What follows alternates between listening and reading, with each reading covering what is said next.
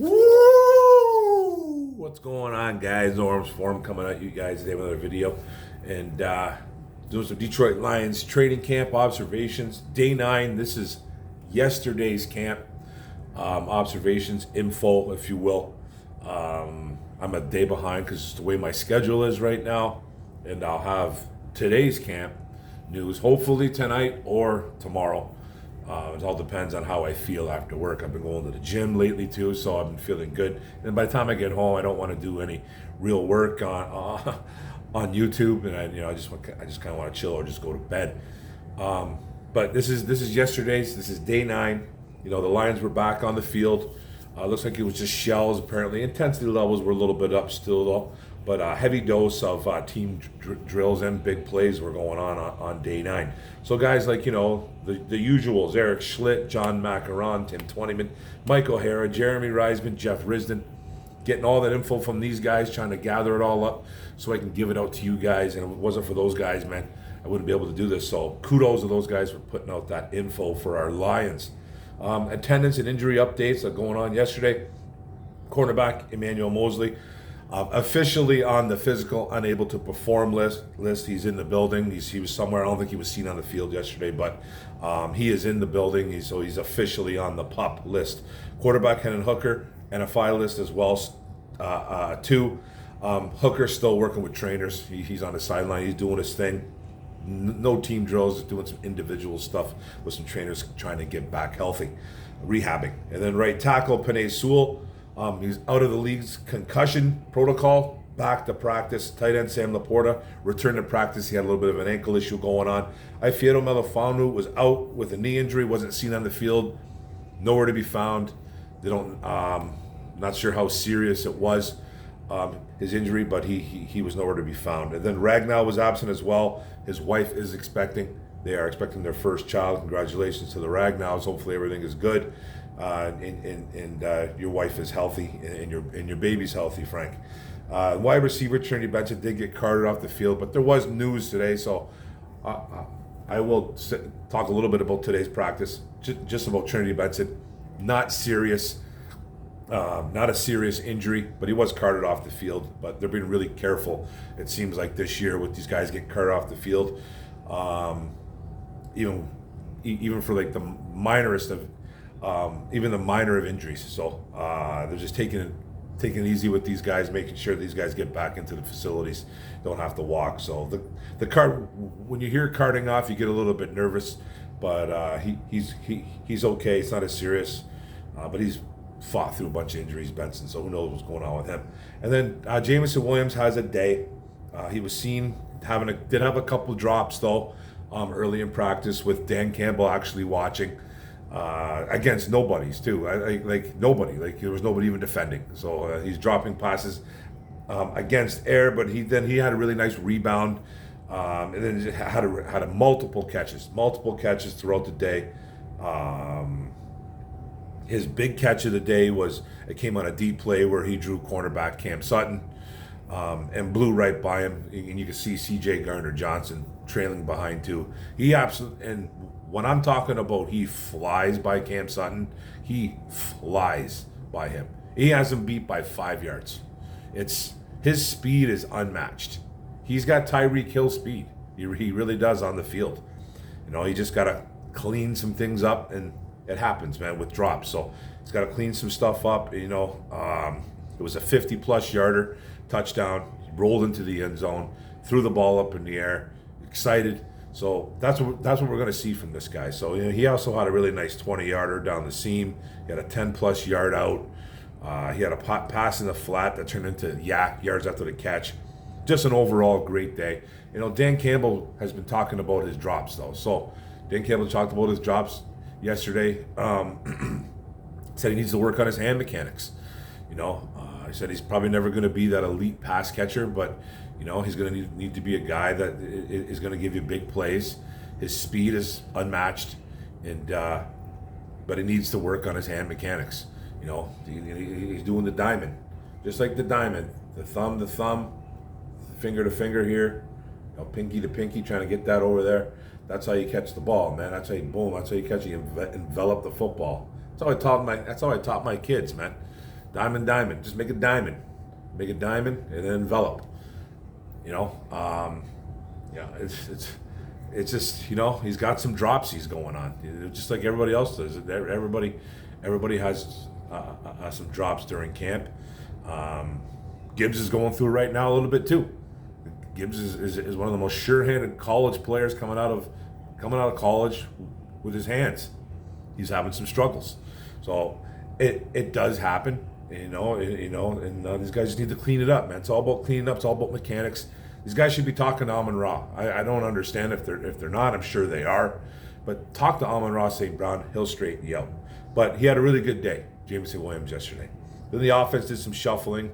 Glasgow was at center. Ragnow out. I think he's with his wife. It seems to be family reasons. Big V starting at right guard with Glasgow at center. Colby Sorsdal getting some second team looks at right guard. Obina Eze getting promoted to the second team at left tackle. Then Nelson switching over to the right tackle spot in the second team. And then Herman Ifedi kind of getting demoted to third team right tackle. Don't want to say demoted completely, but just trying to shuffle some guys around and trying to get some looks on different players. So, nothing in stone right now. Then wide receivers, it was the usual four guys that were starting. Five, because Jamo, Amon-Ra St. Brown, Josh Reynolds, Khalif Raymond, and then Marvin Jones were your starting five pretty much out there. But they're trying to rotate guys in like Denzel Mims, Dylan Drummond were on the first and second team because they're losing Jamo for 6 games. And you got to find that number 4, number 5 guy, that wide receiver 4 or 5. And there seems to be a little bit of a competition brewing between Mims and Drummond.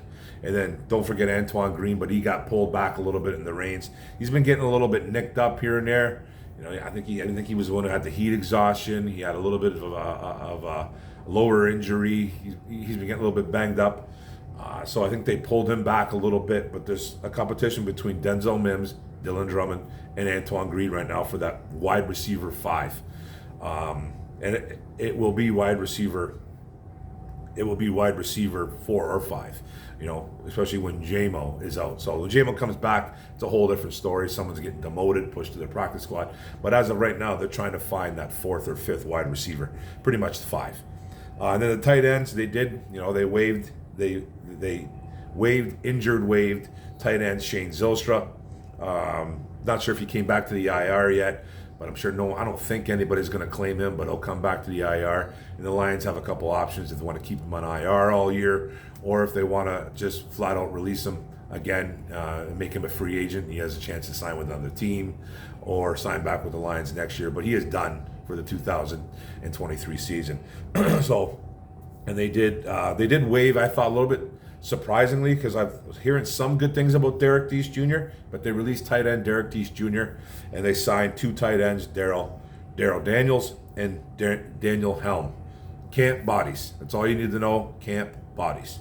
Okay? And then Laporta, Brock Wright, Mitchell, all rotating as between the 1 and the 2s. Those are going to be your starting 3 guys right there, your main 3. They'll probably try to find that number 4 somewhere down the line. Don't know who it will be. Will it be a guy like Kambinda? Would it be one of these Daryl Daniels or Daniel Helm? I don't really know, but those are your 3 right there, Wright, Laporta, and James Mitchell. Then the defensive was getting some shuffles going on too as well. Brian Branch, like I said before, he's making it impossible to take off the field. So he's getting long looks with the ones again, pretty much at nickel cornerback. On day 9, Gardner-Johnson and Kirby Joseph were the safeties, with Walker rotating between the 1s and the 2s. So Branch is making life difficult for guys. He's making life difficult for other players, and that's a good problem to have because you have a good guy coming in like a Tracy Walker. It's good to have that kind of rotation. It's not like a bad player coming in. So Tracy Walker is a solid player, never really been a playmaker, but he's getting pushed out a little bit, but at least he's rotating in with the 1s and 2s. Then Glenn's, like I said before, Glenn's looking to mix things up. He's finding different packages. He addressed the media saying, it's not about who's playing with the 1s, 2s, and 3s. He goes, he didn't attack the media, but he just told the media, he's like, you guys talk about the 1s, 2s, and 3s, but we're just trying to mix things up. We're trying to find different packages. So don't completely zone in on who's playing in 1, 2s, and 3s. But basically, it's hard to ignore. Glenn can come out and say all that. He's just being a coach. He can come out and say all that, but you're playing the guys that you want in there. That you really want to see guys like Brian. Brian Branch is making it impossible to take him off the field. He's doing all 3 phases of the defense that you want: run support, coverage, and blitzing. He's doing everything you want in a safety. He's playing that star position at linebacker. He's covering. He's really good in zone coverage. Man on man, he's not the best. His Alabama days I'm talking about, but he's just a great in the box safety. And he's just, the closer he is to the line of scrimmage, I think the better of a ball player he is. That's why you're going to see him a lot in the nickel and a lot in that safety star position, whatever they're calling it, with that slash linebacker role. So, lots of pass breakups going on in camp so far, and it's not just Brian Branch. He's stacking those up like nuts. But Hutch even knocked down a pass on a 7-on-7 drill. Barnes covering Mitchell in a nice pass breakup on some situational drills. Anzalone dropped an INT, but a pass breakup nonetheless. And at the end of the day, again versus Josh Reynolds, so he had like a good passing against, a good QBR rating against last year. Anzalone was like 79.8% a QBR. So that's he is right now our best pass coverage linebacker. And a lot of people like rip on Anzalone. I don't think it's justified. I think he's been a way better linebacker than he was in New Orleans Saints. Over there, he was always hurt, wasn't as productive. Over here, he's been productive. He's gotten better each year. So I think Anzalone gets a lot of negativity from his fan base, and I think it's unjustified. I don't think he's a superstar by any stretch. He's a lot better than this fan base thinks he is. He really is, man. So he did have an INT. I think he might even had an interception today too as well. But we'll talk about that tomorrow. Then Sevion Smith had 2 pass breakups as well. One versus Jameson Williams and one versus Dylan Drummond. And then Stephen Gilmore had a textbook pass breakup versus Alexander. And I'm reading a little bit that Gilmore is getting a lot more favor than, not a lot more, but he's getting more favored by this coaching staff than Starling Thomas. Gilmore he's a textbook corner. He's making plays. And just remember, he's Stephon Gilmore's little brother, who was a Pro Bowler. He might have even been at a 1 or 2 All-Pros. Don't quote me on that, but you know who Gilmore is, who Stephon Gilmore played for the Bills, played for the Patriots, Carolina Panthers. He's been a really good football player over the years, and Stephen Gilmore is his little brother. So learn from one of the best that has done it. So he's getting big looks, and it seems to be in favor over Starling Thomas right now, to some people's opinions. So keep an eye on that. Then Jerry Jacobs even had a beautiful forced fumble versus Josh Reynolds too. He caught the ball, punched it out. So this defense is making plays. And then there's some news on some other players coming up too. James Houston's earning higher reps. He was mainly on that third team, it seemed like. Now he's doing more reps on the second. Still the third team as well too. Not getting a lot of reps in that first team. Just situational though. So Hutch and Charles Harris are your starters. Pascal and Kaminsky seem to be the guys that are rotating in and out for giving guys like Harris and Hutch rests, or when they do different packages. But then you see the reserve edges. It's Houston and Romeo Okwara. So they're getting in there. They're getting in there. And Julian Okwara seems to be the odd man out. So Campbell wants consistency from Julian Okwara, and he's not getting it. He's not seeing it. One thing you could say about Dan Campbell is his transparency is through the roof. Sometimes it's a little too much. Sometimes it's like, oh man, should he have said that? Should he have said this? Like, personally, I'm not going to rip on Campbell because I like Campbell. I think he's a great motivator. I think he's a great players coach. When it comes to X's and O's, he's not that type of guy. He's not that type of coach. You can see what his resume is in the NFL. He's just not that guy. He's even said it multiple times. But he is a motivator.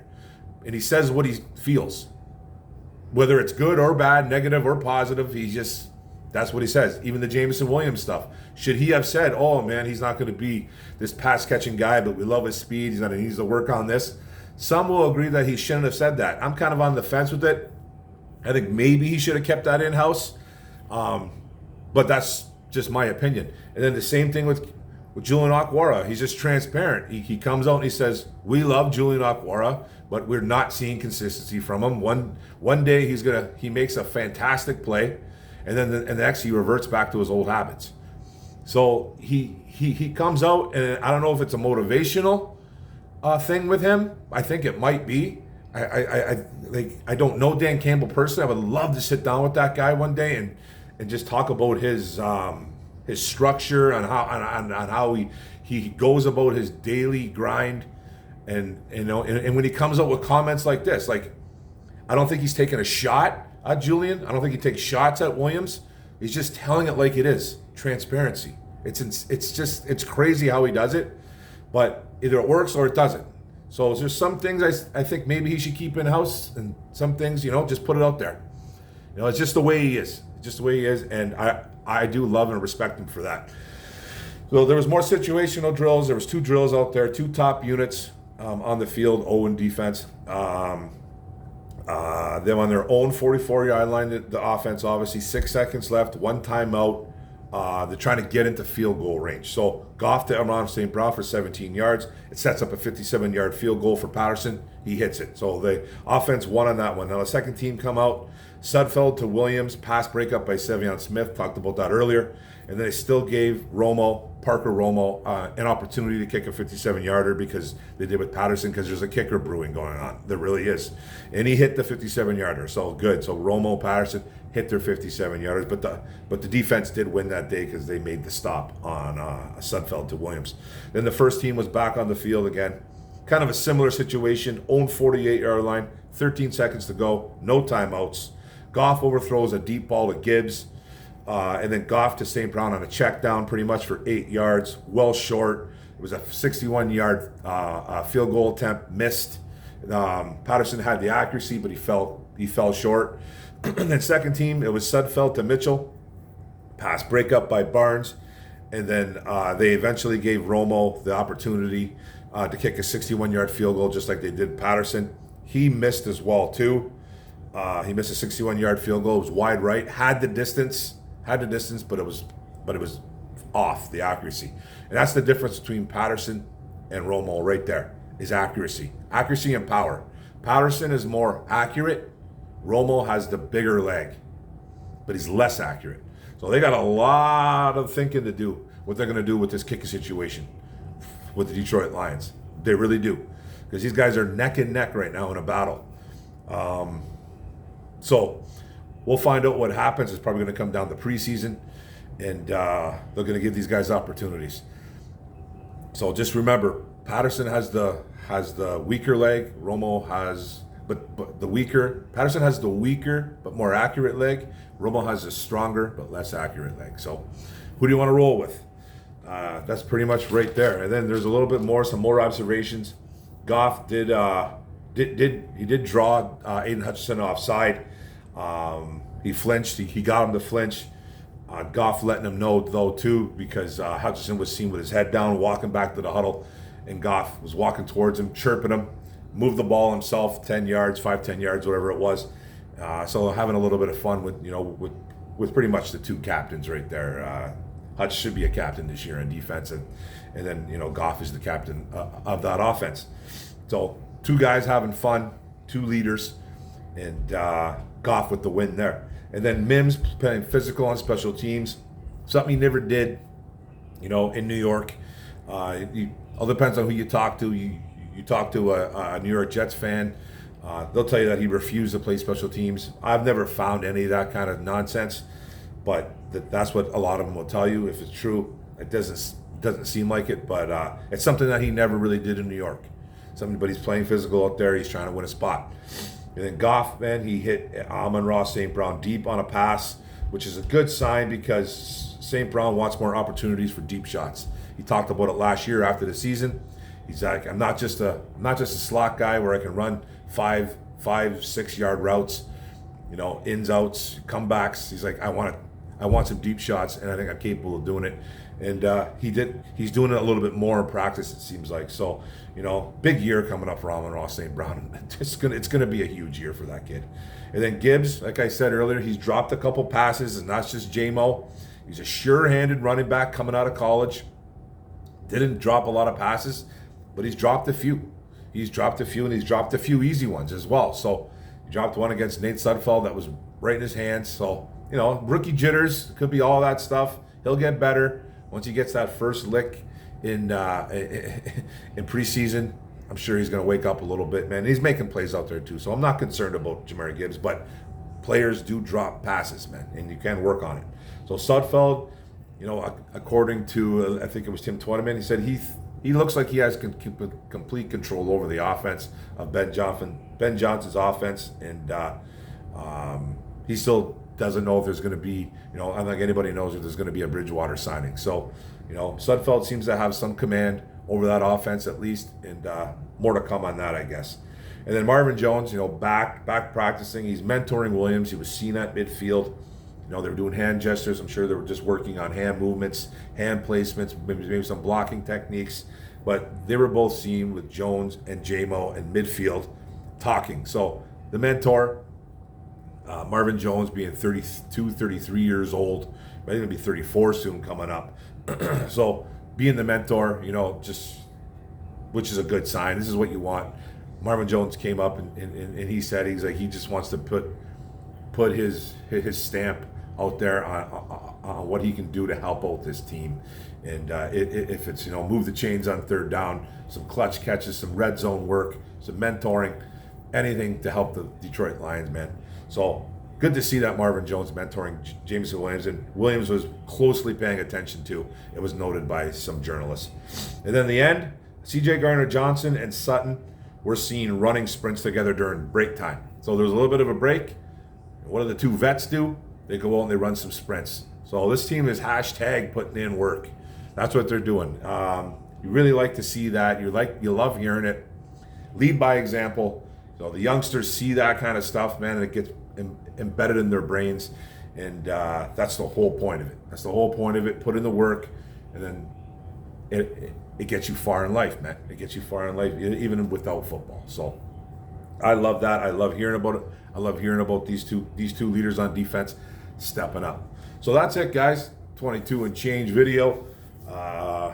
I appreciate you guys coming in and hearing me talk about our Detroit Lions. I'll have today's mini camp hopefully tonight, or if not tomorrow, sometime. So thanks a lot, guys. I appreciate you guys coming in. Don't forget to hit the subscribe button at the bottom right. Don't forget to hit the notification bell, get all my videos.